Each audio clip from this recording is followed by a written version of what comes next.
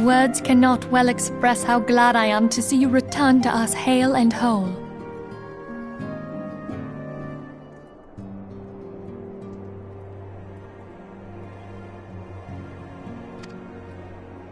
Needless to say, I am most eager to hear your account of that which occurred in XIV, assuming you're ready to speak of it.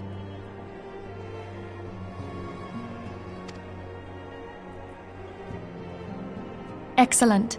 I shall summon the others at once.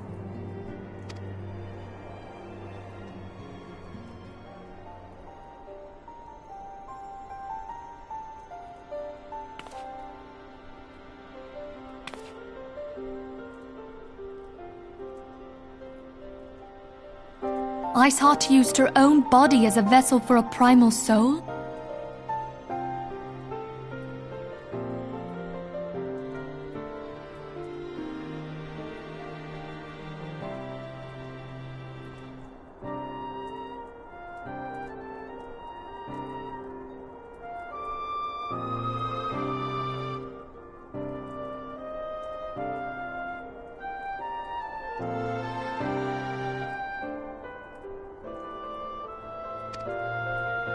Master Louisoix's writings make no mention of such a possibility.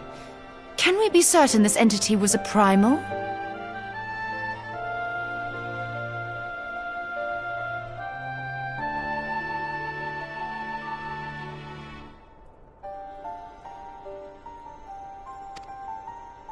As certain as we can be that good King Mogglemog the 12th was a primal, I should think. Both were ostensibly summoned. Let's not quibble over definitions. Of more concern is the implication that Iceheart retained her will, even after she was possessed.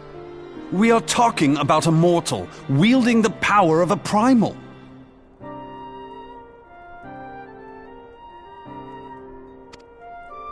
It can't possibly be that easy, can it?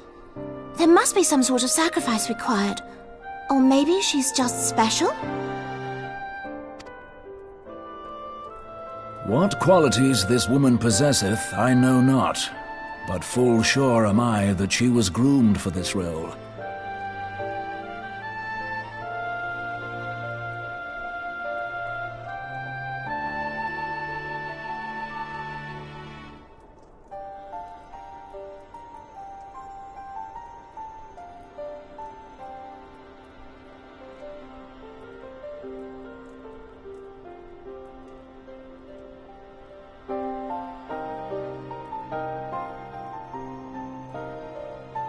Few are privy to the secrets of summoning, and but a single party standeth to profit from their dissemination.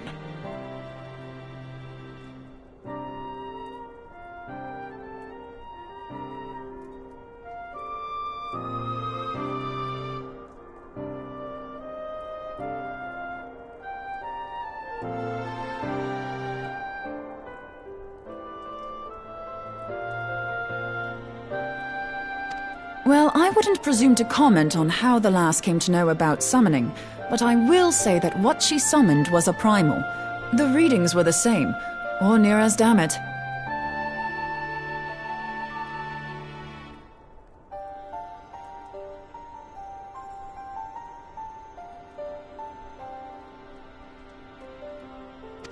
Strange as it all sounds, it's really no different from what you've faced before. Then mayhap it is time that we re-examined our previous encounters. Pack your things, Ida. We're going back to Gridania. Yes, sir. About Iceheart's final words to you. Hear, feel, think.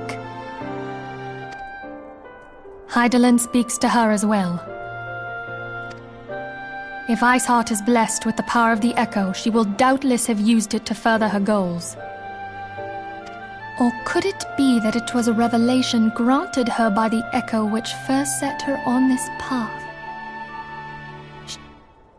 Do you think she has knowledge of the origins of the Ishgardian-Dravanian War? It would do much to explain her unwavering conviction.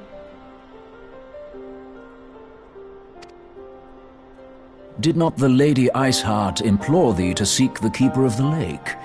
And did she not imply that in so doing thou wouldst come to see with eyes unclouded? Midgard-Zoma was a king amongst kings who reigned for centuries on end. But he is dead and his wisdom lost to the ages. Unless the Ishgardians' fears are well-founded. It would seem we have yet another reason to stand watch over the Keeper of the Lake. For a mercy, we are well positioned to do so. Iceheart, Shiva, Ascians, and Midgard-Zoma. I shudder to think how they're all connected.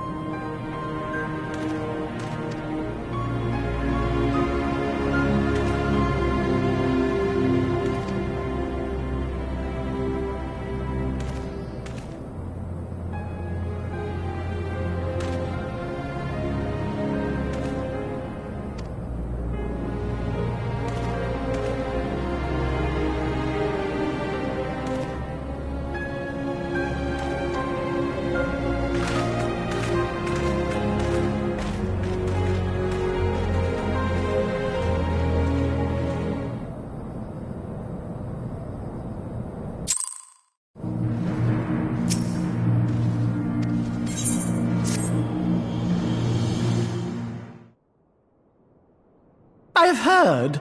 Truly bothersome business. No, I do not foresee a problem on that front. The main concern is Roban. There is no telling what the brute might do. Have the blades watch him in the flames day and night. You may leave the Sultana to me. I shall personally attend her grace.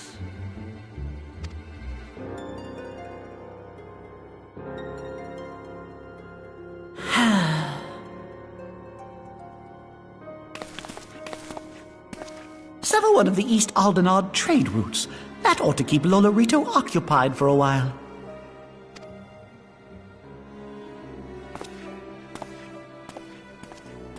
Nanamo ulnamo. For my sake, pray be a good little Sultana to the last.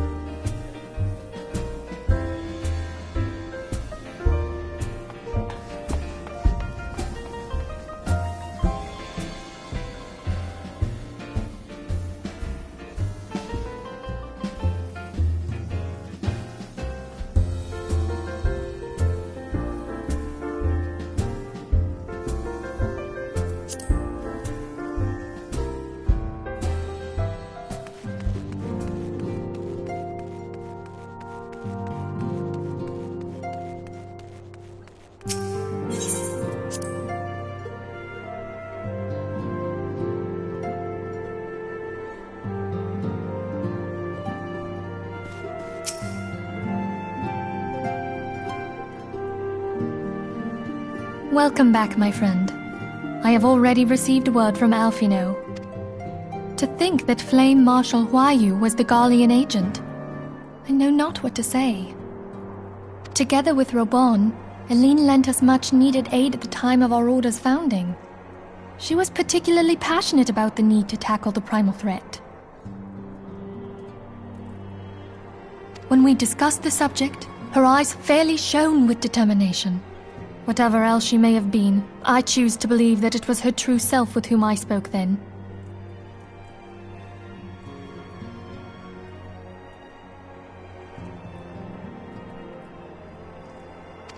But now is not the time to dwell on such matters. I have an important announcement to make regarding our effort to defeat the Ascians. We shall begin as soon as everyone is assembled.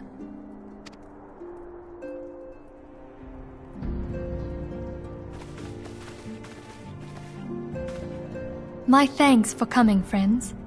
Moonbreeder, the floor is yours. By now, I'm sure you're all familiar with white aurosite, the miraculous material that'll allow us to capture Ascian souls. Back at Snowcloak, we verified its ability to absorb vast amounts of ether. Alas, it leaves something to be desired in the area of stability. The stone can only store ether for a short while before expelling its contents. In addition to aurosite's inherent limitations, we must needs be wary of our enemy's strength. Our foe draweth upon an infinite wellspring of power. Even should we succeed in entrapping him, the stone will not long contain his wrath. Meaning that, if we want to kill the swine, we'll have to be quick about it. 'Tis our belief that an Ascian soul may be permanently undone, if smitten by a sufficiently concentrated burst of pure ether. The only trouble is, we can't say for sure how concentrated the burst needs to be. Without knowing how much ether an Ascian soul is composed of, we're basically guessing. Our sole clue lieth in thy struggle with La Hebrea. During that encounter, Heidelin bid you forge what she called a Blade of Light, a weapon which took the form of a luminous stream of energy. Based on your description, we believe the blade with which you vanquished your foe was composed of ether. Admittedly, your victory proved ephemeral, as La Hebrea was able to use a crystal of darkness to flee into the space that lies between our world and the void.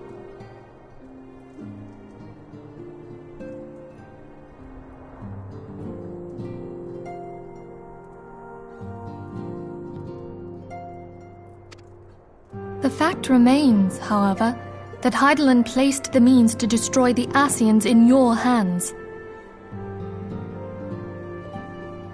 Be that as it may, it would be unwise to assume that she will do the same when we next encounter such a foe.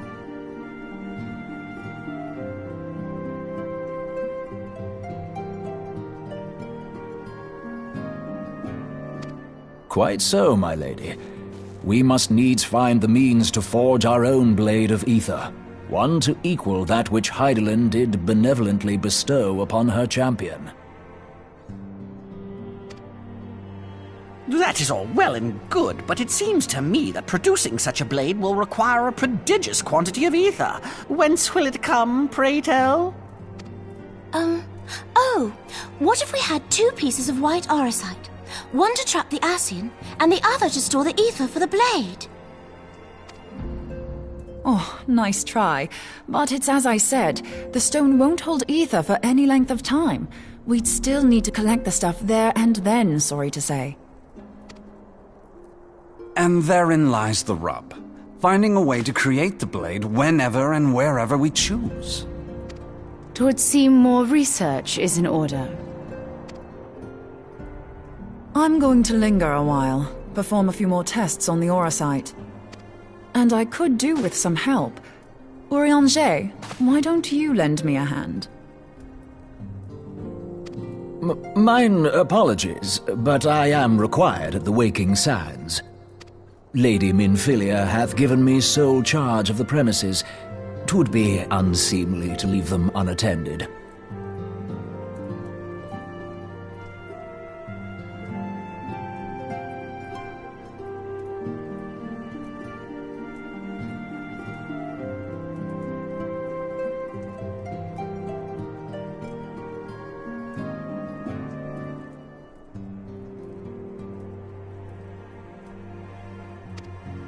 Sole charge, you say? So you're basically alone there, then? Well, that settles it. I'll just have to come to you.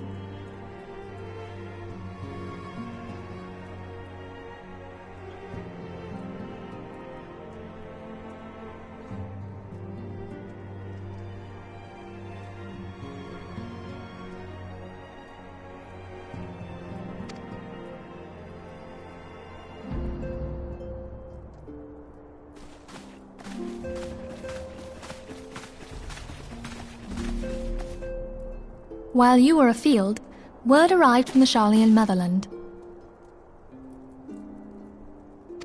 You will recall that a survey party was dispatched to investigate the incident of the Isle of Val. What they discovered was troubling, to say the least. According to the report, the Isle has been erased from existence. 'Twas as if a hole had been torn in the very fabric of reality. Aye, yet the mystery endeth not with the Isle's disappearance.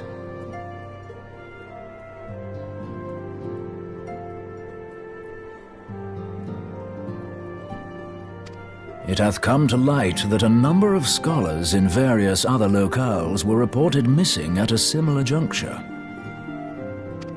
What's more, they all had something in common with the head of the students of Baldessian. Every last one of them was researching a phenomenon called dimensional compression, or the rejoining as the ancient texts call it. I'll be damned if that's a coincidence. All indications suggest Ascian involvement, but I sense that a force greater still is at work. The entity the Dark Beings call the One True God. We must pray that my dear friend Kryl regains consciousness soon. If she bore witness to the Isle of Val's final moments, she may be able to shed some light on this mystery.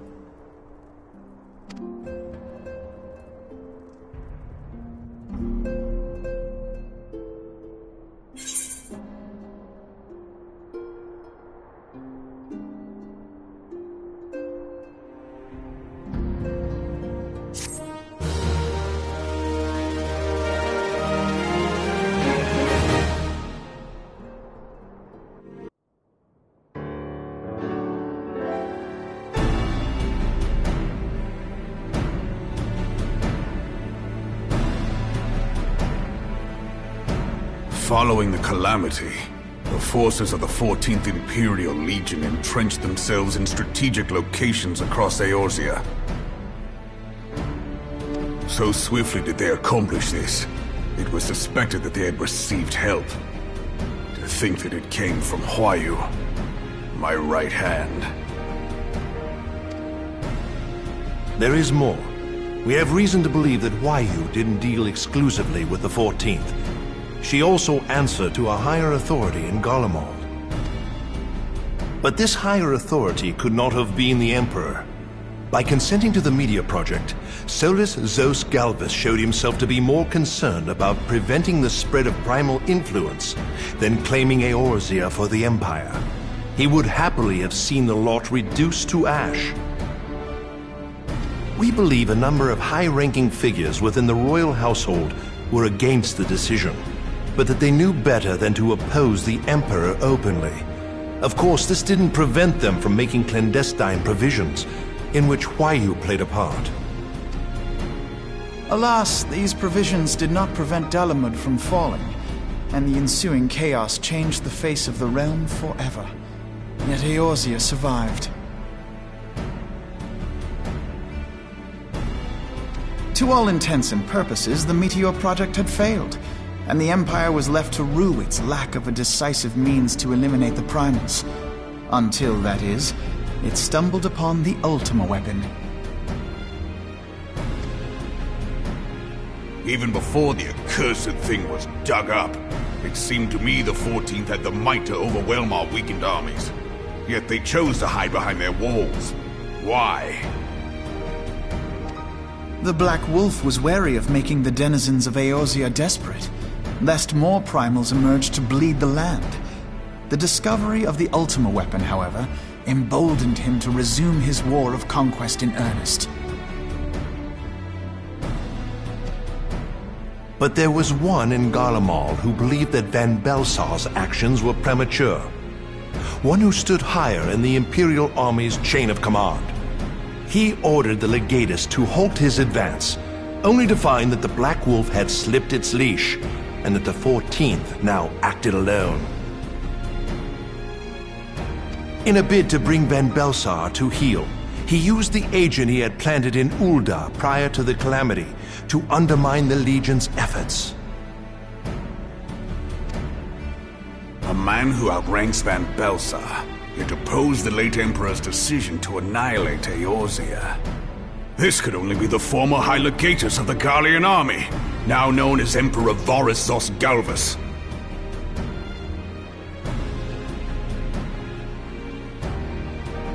So he was Huayu's true master.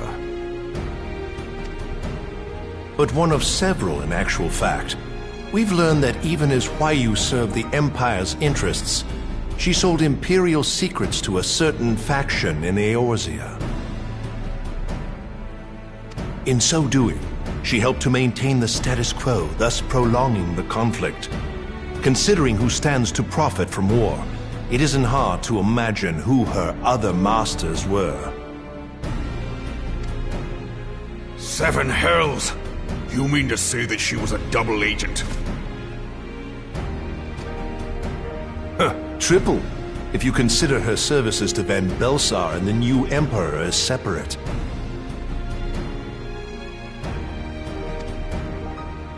As neatly as these pieces seem to fit, one aspect of the puzzle remains unclear to me.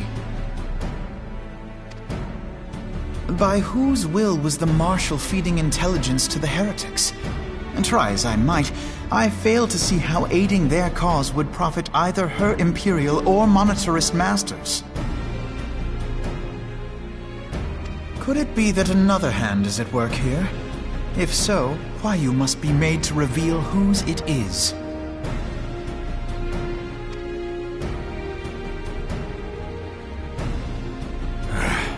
Not only have I lost a trusted friend, now I must interrogate her as a stranger.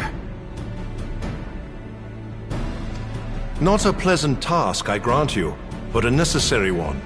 Unless we weed out the ivy, root, stalk, and stem, it will simply grow back. I know that full well. Those closest to Huayu have already been detained, and I will question them alongside her. General, pray keep in mind that there may be unwitting abettors among them. All will be treated fairly. On that you have my word. Those who are innocent have no cause to fear.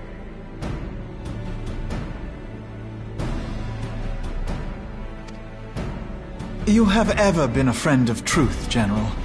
I hope the unpleasant task of weeding out falsehood will not detain you too long. Though it be for the sake of Eorzea, doubting one's comrades is poison to the soul.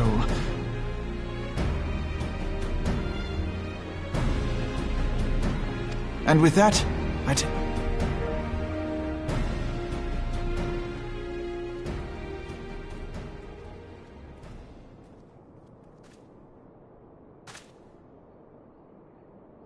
All these years, I've been made to dance to their tune.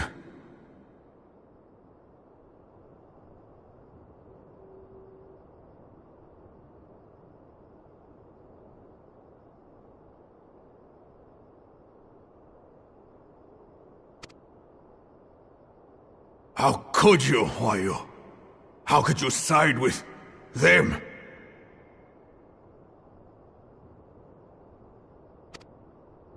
Those cankers who take from this land and give naught in return, who use their power to disempower and grow fat while the people starve. I know you can hear me, monetarist scum! Your crimes will not go unpunished!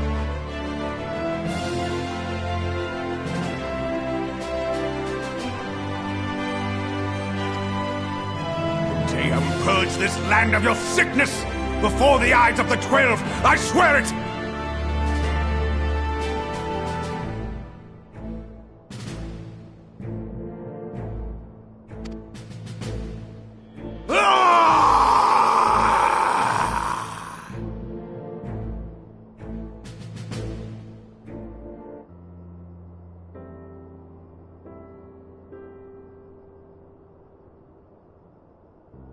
I shall have no further need of you this day. Your Grace.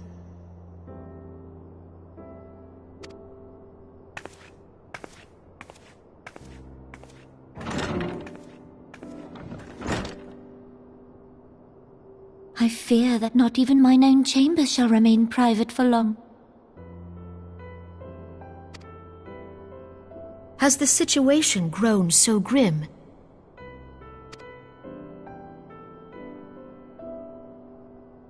Ever since he proposed the Cartiner Reclamation Bill, Teleji Adeleji has risen to greater prominence upon the backs of impoverished refugees. The monetarists were ever united in their pursuit of profit, but the man's actions have torn a rift in their ranks. They snap at each other as rabid dogs. Yet now is not the time to be bickering among ourselves. If this bickering is a threat to law and order, might you not have grounds to dissolve the syndicate?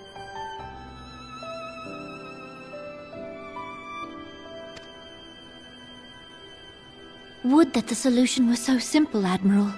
Alas, my moving to dissolve the syndicate is certain to spark outrage among the influential merchant class, whom the Cabal represents.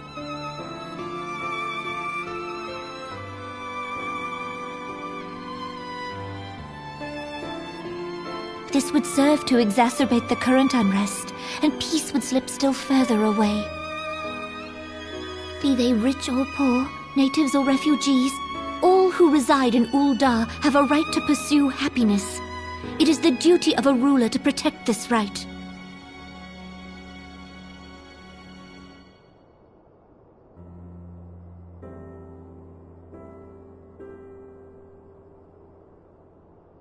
If I am to perform my duty, I must needs tread warily. It would not do to make enemies heedlessly.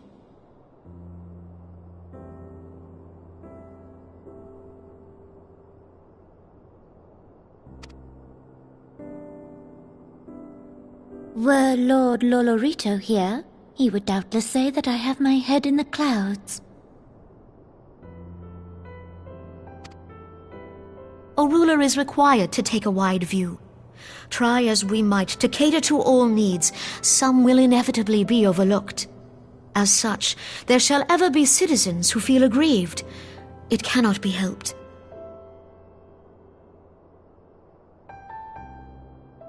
But as you have informed us, the monetarists take no view but their own. They hunger for power while the masses starve. In the absence of a common cause, it seems beyond any one individual to make Ul'dah whole. And the presence of a Garlean agent within the immortal flames only makes matters worse.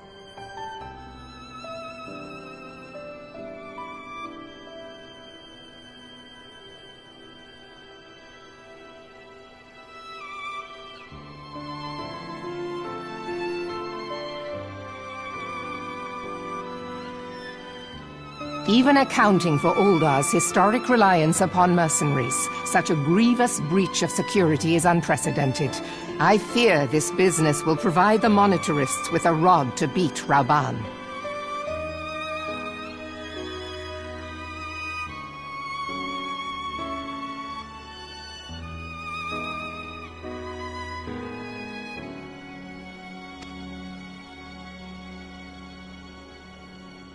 Eorzea can ill afford for the immortal flames to be dampened now. Ere long, the Garleans will turn their ravenous gaze toward our lands once more. If we are to resist their might, our nations must stand together. Yet for this to happen, our nations must be whole. Cannot be done to improve the situation in Ul'dah.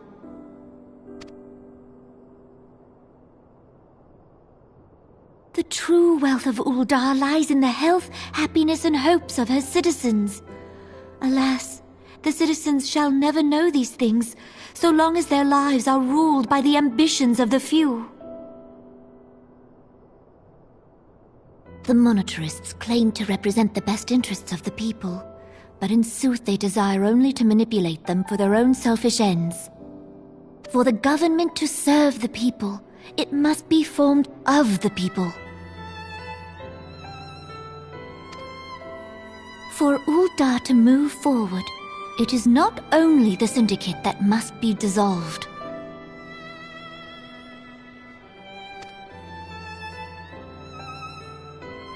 Nay, you jest.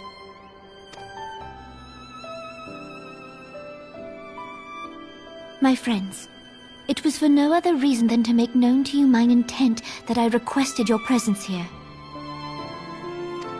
When I make my declaration to the people, chaos shall inevitably ensue. As the last monarch in the line of Ul, I make unto you this request.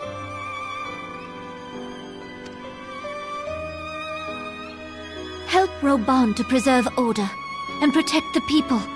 Forsake them, and you forsake yourselves. For a strong Eorzea will ever have need of a strong Ul'dah.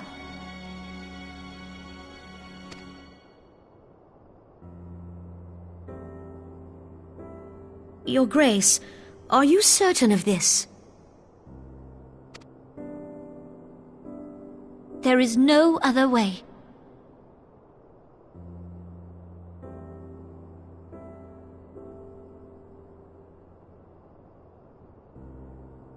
When the time is ripe, the nation shall become a true republic.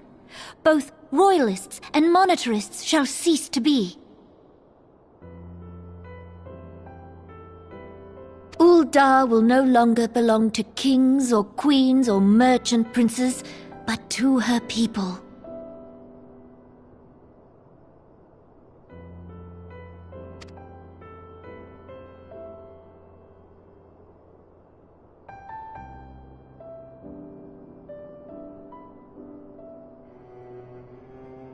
Roban, forgive me for casting aside all that you have toiled for in my name.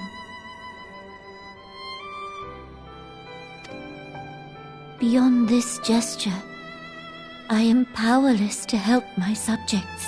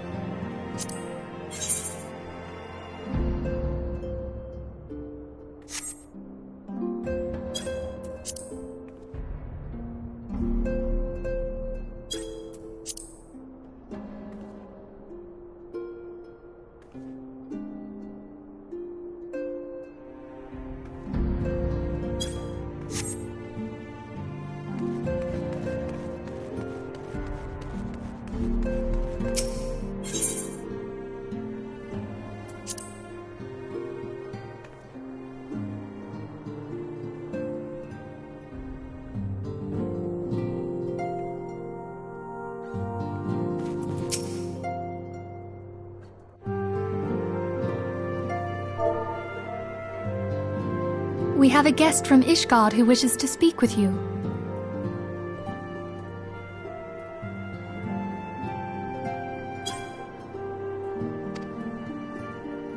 I believe the two of... We have.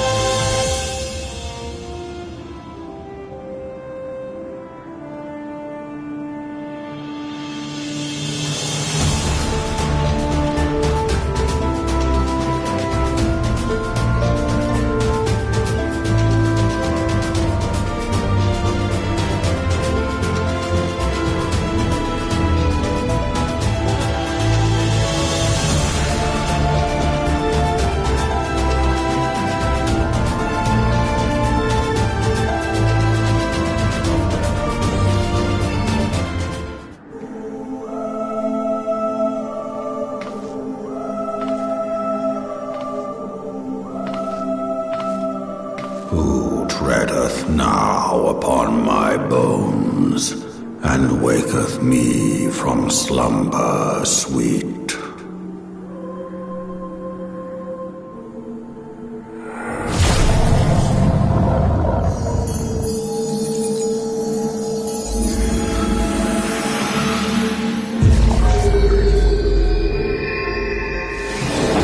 Thou hast forgotten the face of thy Lord.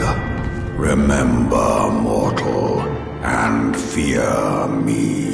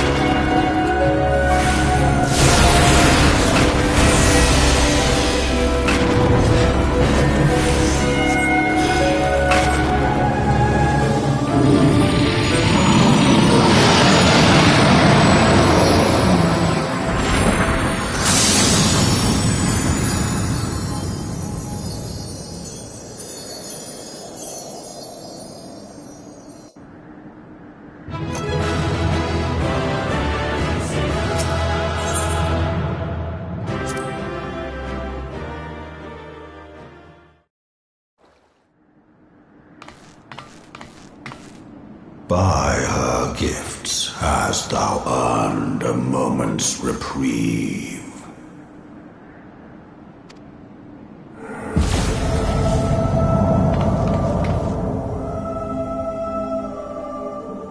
Speak, mortal, and I shall listen.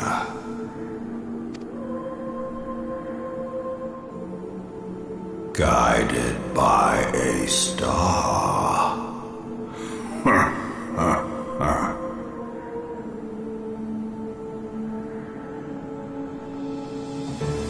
My people have heard the song. Ishgard shall burn.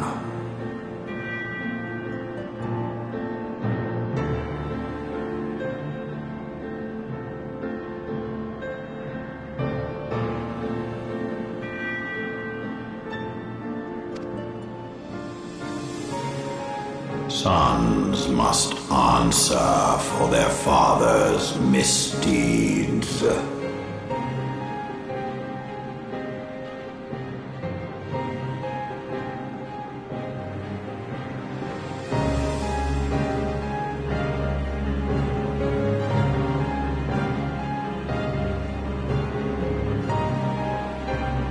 We do not forget. We do not forgive.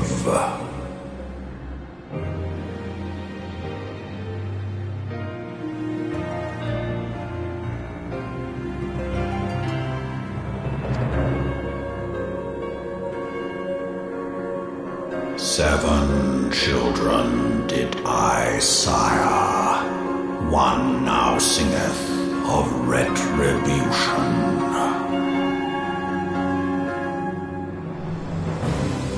I rise to join in the chorus.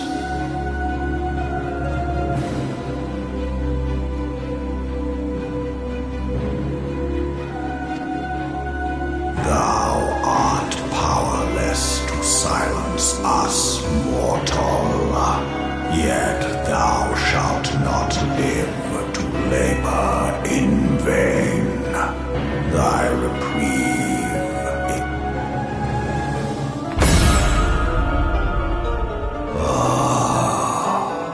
Trickery is thy shield. This frail, ignoble creature is not gifted, but chosen. Hearken to me, Hydaelyn. I remember, and I consent. Fear not, mortal. I shall not harm thee.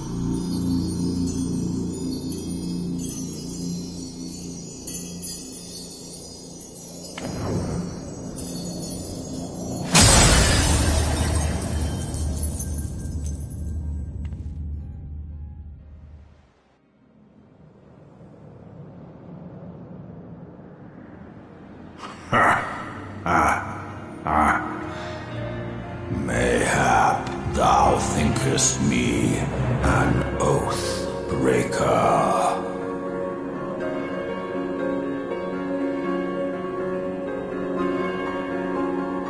Thou art mistaken. If thou comest to harm, it shall be by another's hand, not mine.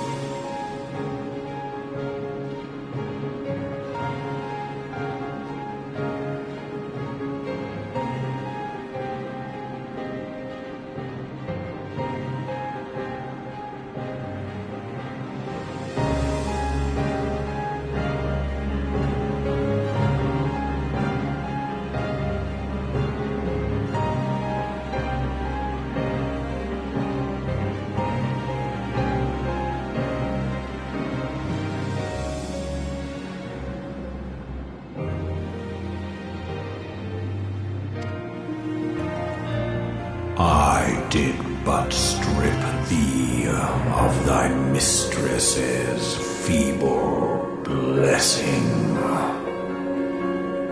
Thou didst profit much by her grace, but no more.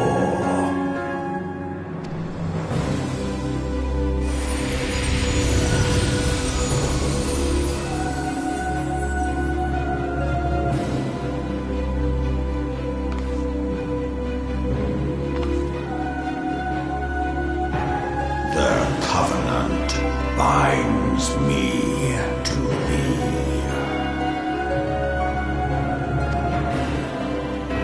I shall watch, listen, and wait.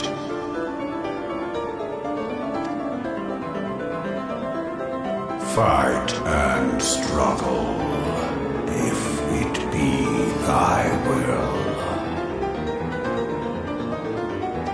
Man hath ever coveted that which lieth beyond his grasp.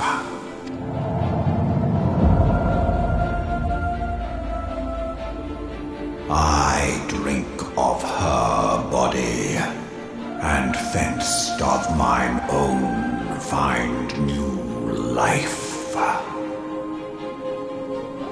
When it hath grown whole, the loyal and penitent shall rejoice.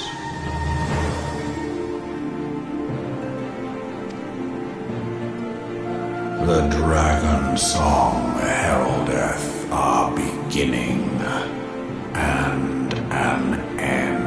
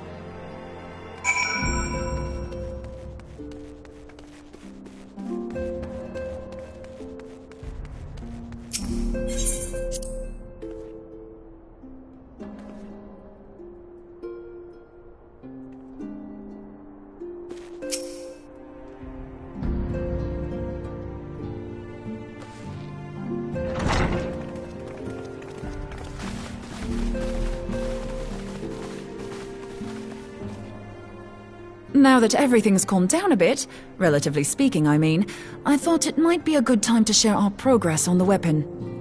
I believe we're on the verge of a breakthrough. Well, don't keep us all in suspense.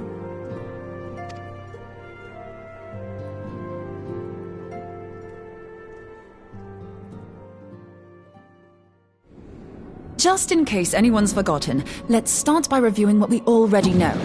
So, an Ascian is an immortal because its soul doesn't return to the ethereal realm when its host is defeated. Instead, it flees to the place that lies between our world and the void. Therefore, the first step to permanently defeating an Ascian is preventing its soul from making this journey. And if you recall, when we last gathered here, I had verified that white auracite has adequate capacity to entrap the beings, albeit only briefly. Which left the small matter of their extermination. Aye. To unmake an Ascian soul, one must needs smite it with a concentrated burst, or blade, of purest ether. However, we wanted for both the data and the means to forge such a weapon. Short of experimenting on an actual Ascian, you see, there's no way to gauge how much ether its soul is made of. As such, we don't know what etheric density our blade needs to have in order for it to work. So we'll just have to make the densest blade we can and hope for the best. Though that would require a lot of ether. Hang on a minute! Why didn't we think of this before? White auracite can hold an absolute heap of ether, can't it? Please tell me you're joking. God's sakes, Ida. I feel as though I'm reliving the same scene over and over with you. How many times do you need to be told that white auracite cannot store ether for long periods? Being intangible matter, ether is given to dispersion. Only in its crystallized form is it a stable source of energy.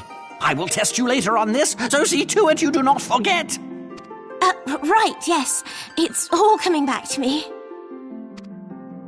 So our hopes rest on good old crystals again, do they? While they are certainly reliable, they leave something to be desired in the area of portability.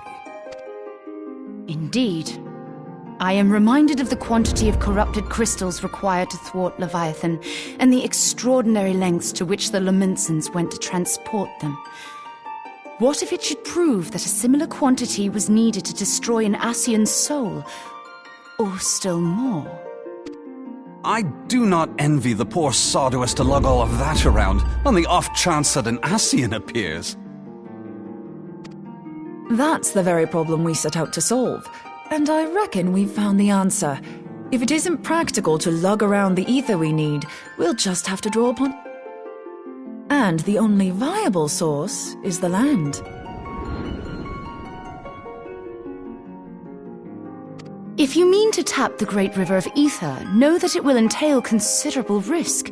Meddling with the currents may well induce a surge like to the one which despoiled Mordona. Give me a bit more credit, will you? Why would we need to tap the river when there are veritable reservoirs jutting out all over the land?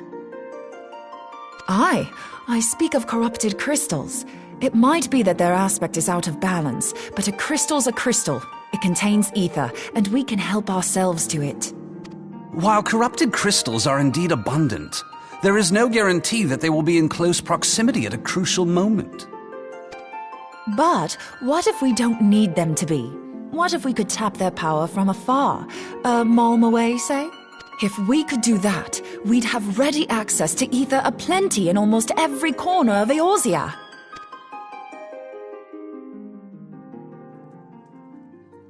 I've yet to put my theories to the proof, but I've got a good feeling about this. If no one has any objections, I'd like to see where this avenue leads. If you think it worth your while, you have my blessing. But tell us, what are your theories? I, for one, am most eager to understand the process, however vaguely. I thought you might say that. But no one wants to listen to boring old theories all day, do they? I know I don't. So with your permission, I'd like to try something a bit more hands-on. I've already built an etheric siphon especially for this purpose, and I've been meaning to try it out. Thing is, the profusion of corrupted crystals in Mordona makes it something of a high-risk testing ground. If anything goes awry with the siphon, it would be better if it didn't happen within spitting distance of quite so much ether. Ideally, I need an isolated specimen. Does anyone know where I can find one?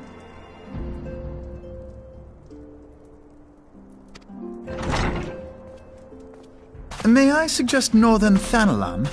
There you will find corrupted crystals of middling size, standing a reasonable distance apart. Ideal for your needs, I should have thought. Oh, and if you do elect to visit the place, I should be much obliged if you would assist me in another matter while you are in the area. Has something happened? Movement has been observed at Castrum Meridianum. During Operation Archon, the Alliance dealt the stronghold a heavy blow.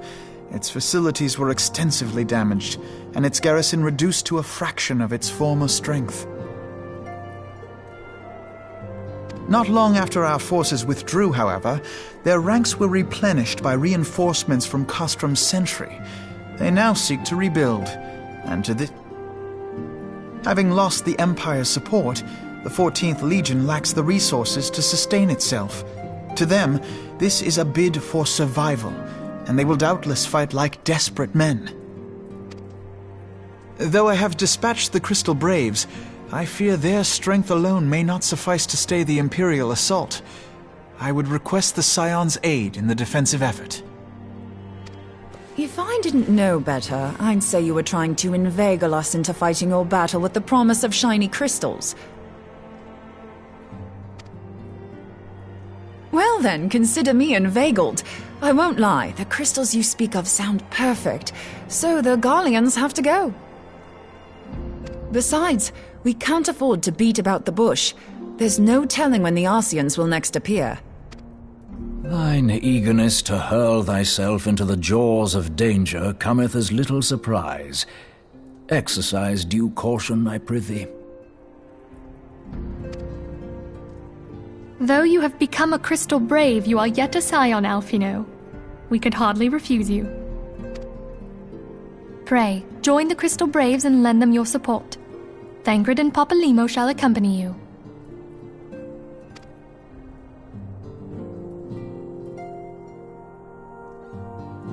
Ida and Yashtola, in the meantime I would have you assist Moonbreeder. Scout out the crystal clusters, that the testing may commence as soon as the Garlean threat has been eliminated.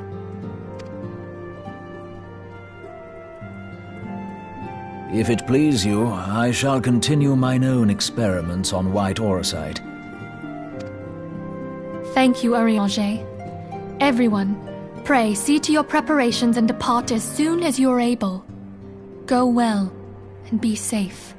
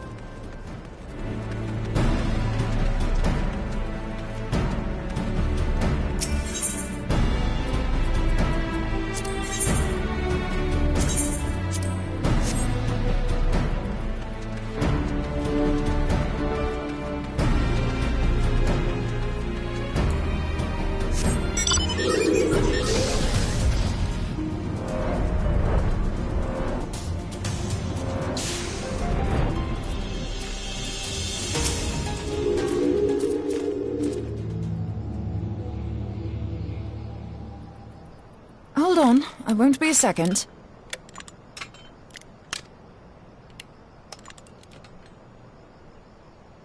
The beast seemed peckish, so I gave it a taste of my axe. I know, as Urianger never tires of reminding me. An axe ill becometh the hand of a scholar. What can I say? I like axes. To hear my mother tell it, I came into this world holding one. And it's not as if it stopped me picking up a quill, is it? I often think of the man who introduced me to the joys of learning. He's one of the reasons I decided to come to Eorzea. Him and my excruciatingly stiff childhood friend. Considering how unalike we are, it's a wonder we ever got on. The world's a strange old place, isn't it? Aye, that ought to do it.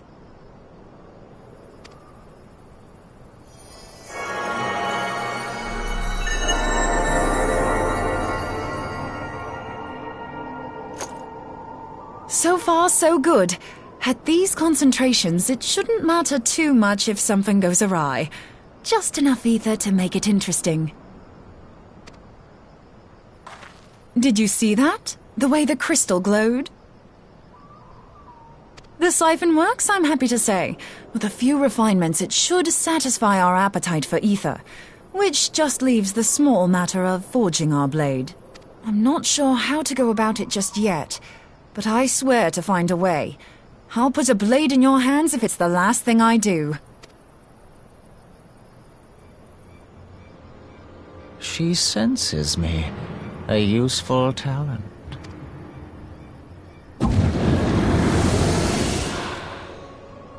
Hanassian, are they onto us? By your brand, I see you are an Archon of Sharlayan, keeper of knowledge, seeker of truth. Meddler. I don't know what the hell's you're saying, but I don't much like your tone. Your instincts serve you well. But come, be not unsettled on my account.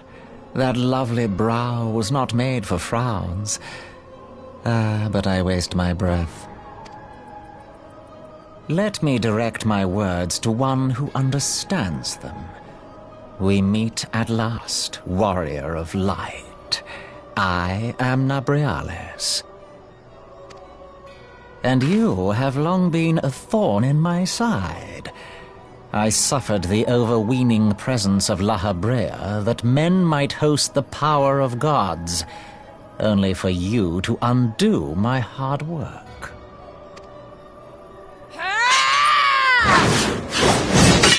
Oh, bugger. Do settle down. You must concede that I acted in self-defense. But what's this? I do not sense the blessing of light. Oh, dear. Could it be that frail Hydaelyn has forgotten her champion? This I did not foresee.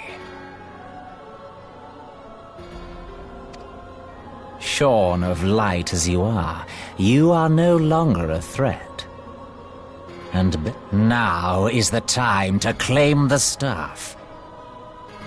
With it in my grasp, I shall rise above them all and take my place at Lord Zodiac's right hand.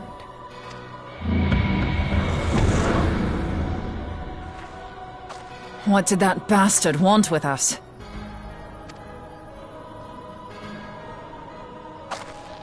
Nabriales, he calls himself. With charm like that, I'll bet he has maidens falling at his feet, unconscious. But this staff, you say just talking about it had the bastard grinning like a brat on his name day. Must be quite a staff. Oh, gods! He means Tupsimati, Master Louis Soir's staff! Minfilia's in danger!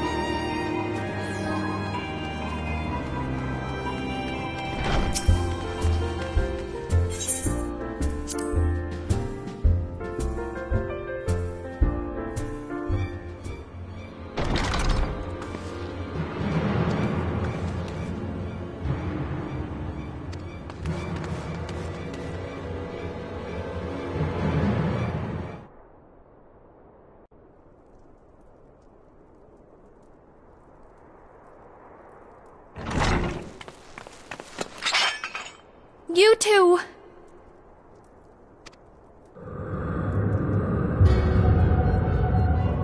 So, you were able to divine my intent. What now, warrior of light? Ah, but that name is no longer fitting.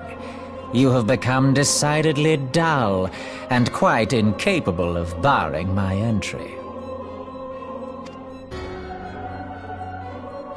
What do you mean?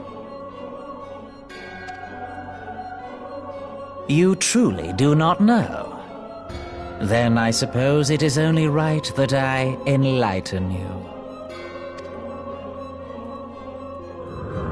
The blessing of light kept you and your fellow meddlers safe.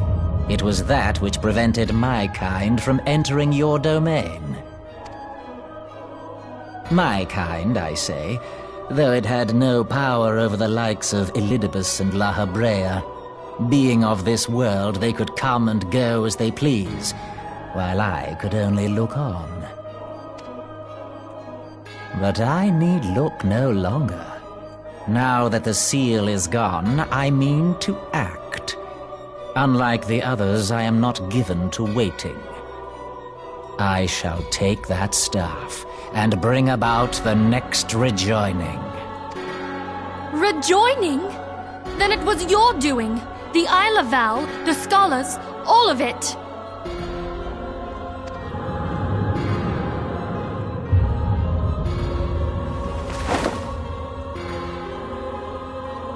You will not harm her!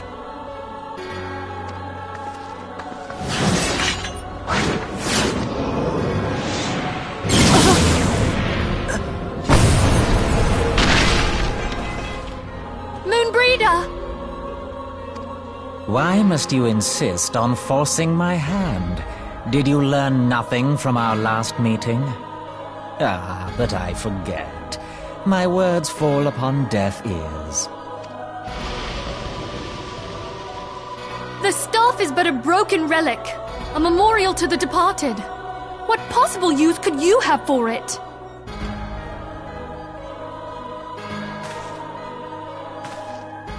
What use? You mean to say that all this time you kept the key, never knowing what it was you possessed? The staff Tupsimati, or rather the stone tablet it bears, is host to a great power. Together with the horn, it can be used to draw vast quantities of ether from its bearer's surroundings. How else do you think Louis Soir was able to invoke the power of the 12 without making them an offering of crystals? Summoning requires not only prayer, but a profusion of ether. Even a child knows that. If I did not know before, you may be certain I do now. But above all, I know that we cannot allow the staff to fall into your hands. I will die before I let you take it.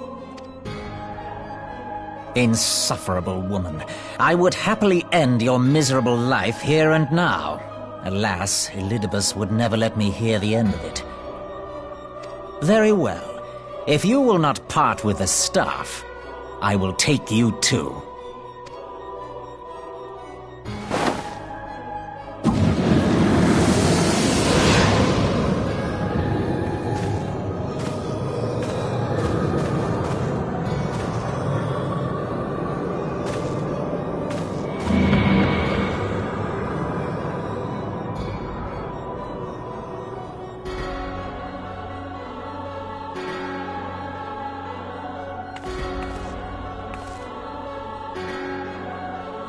After them! Quickly! Before the rift closes!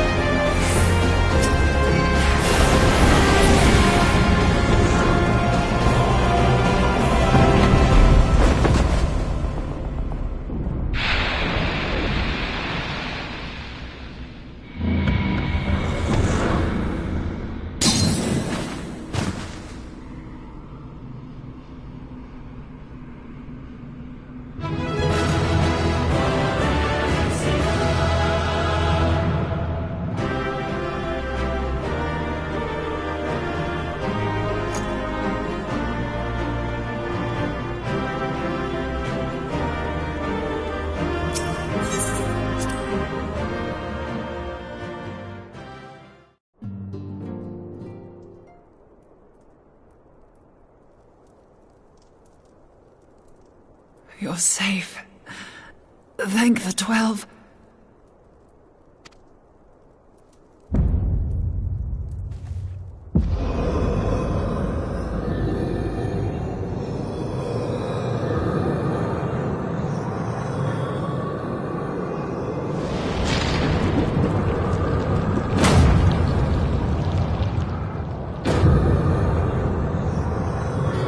You may have bested me this day, but what of the next?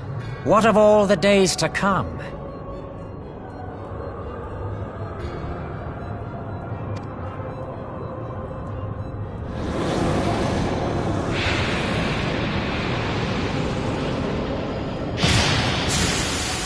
Remember, light no longer holds sway here.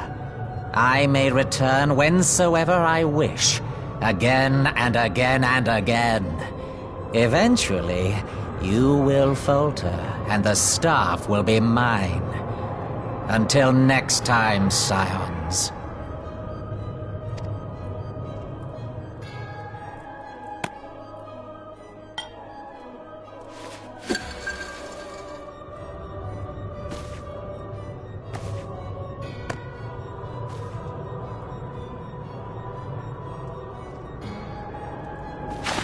There will be no next time. This is the end.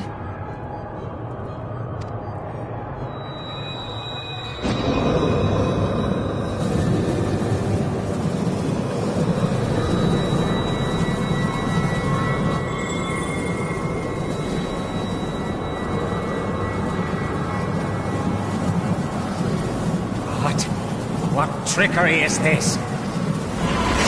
No. No! Cannot! No!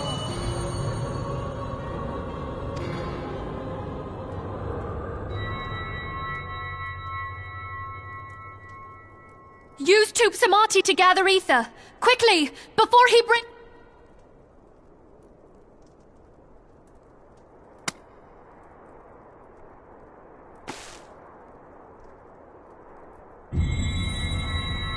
Concentrate!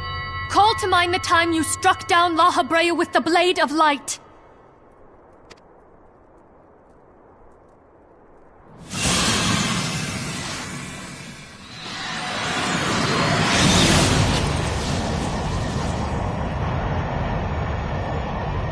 Why won't it work? Is it because we lack the blessing of light? Damn it. So much ether. And it still isn't enough. Fools! No mortal prison can contain me! I shall make you pay for your insolence!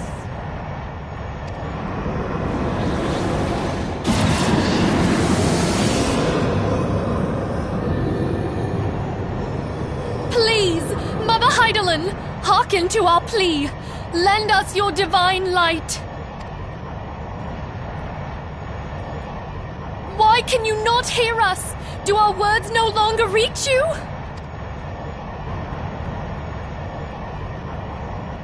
If only we had a bit more ether.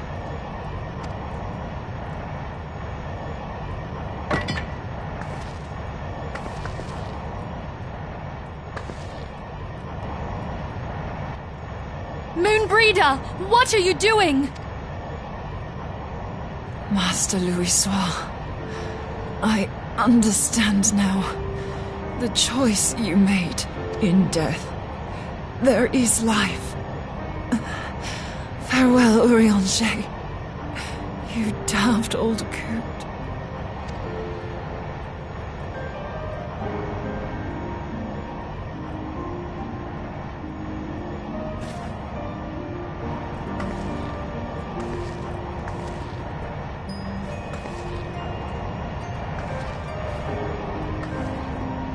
Moonbreeder, no! You mustn't!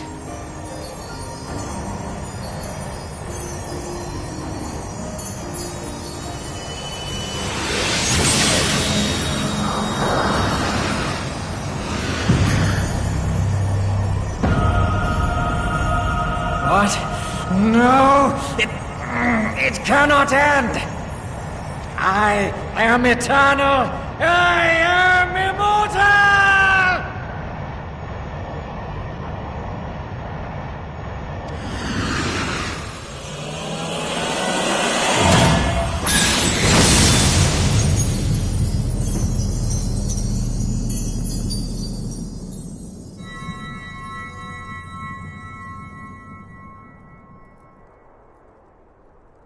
Moonbreeder. She's gone.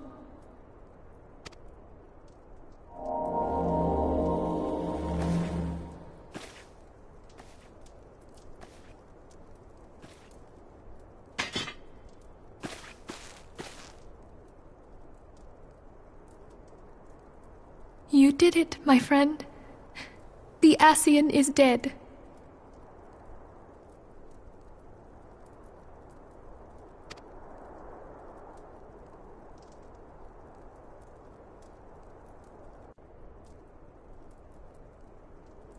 This device is a legacy of Moonbreeder's toils and sacrifice. I shall hold on to it for safekeeping. Minfilia, are you all right? I am. Oh, we were surveying northern Thanalan when we received the distress call. We returned as swiftly as we were able.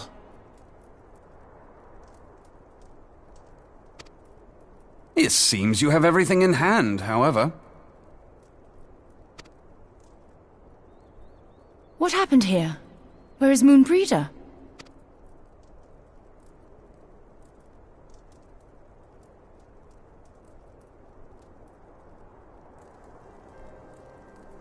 She gave her life to temper the Blade of Light. I have no words.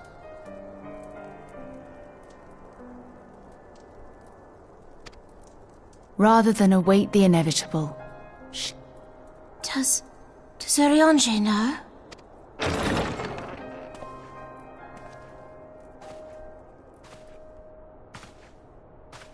My friend, there is some... I heard all, my lady. The moon sinketh, taking her leave of the heavens, yet her passing heraldeth the coming of a new day. Moonbreeder hath fulfilled her destiny, hath she not?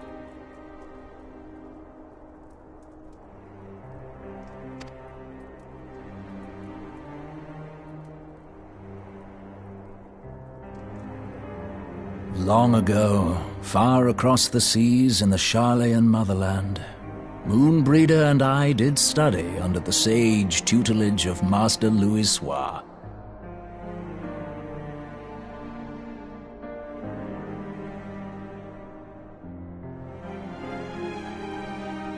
Full oft did he impress upon us that knowledge existeth to serve the greater good. This sentiment, however, was contrary to the nation's policy of neutrality, which censured intercedence in the affairs of foreign lands. In spite of vehement opposition, he founded the Circle of Knowing, and journeyed hither to the heart of Eorzea. Through his noble sacrifice was the realm spared its doom. Yet this great soul, whom all should rightly have honored, when he left Sharlayan behind, Master Louisoix gave no word to signal his intent to Moonbreeder. Close as they were, as master and disciple, she was deeply wounded by the sudden exclusion from his confidence. Above all, however, she was confused. Try as she might, she could ill comprehend her master's motive. The slanders that were heaped for years upon end, she knew not what to believe. The Louisoix I knew would never forsake his duty, much less one of his own.